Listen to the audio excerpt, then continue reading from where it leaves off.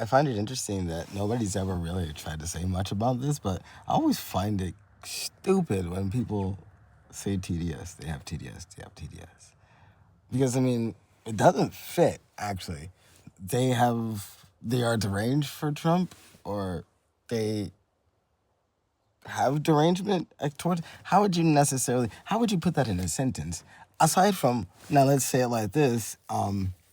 In the education side of reality, there could be somebody that is in psychology and they are, observing a patient. And this patient has now exhibited certain attributes or whatever that dawns them a name.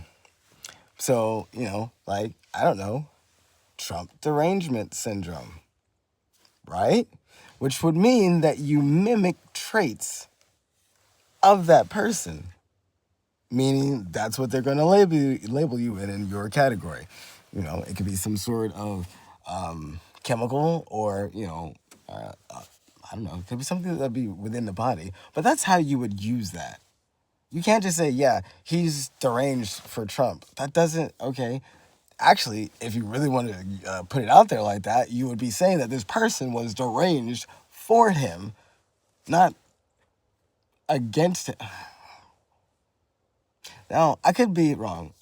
Samja, if you could, I know I know there's plenty of people that are on here that, are I'm not going to say linguists, but, they understand speech pathology and all that kind of stuff.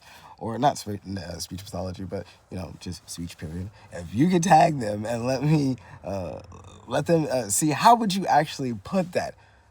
Like, how could you use that officially? They're deranged for Trump. It doesn't, I don't know, I don't understand. But Trump derangement syndrome, I mean, I would imagine might just be a real thing considering how he is.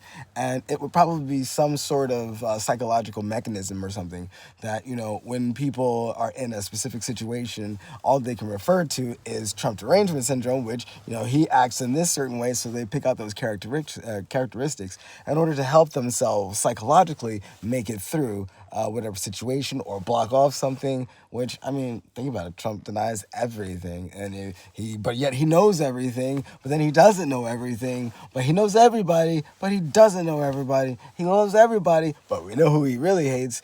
And I mean, yeah.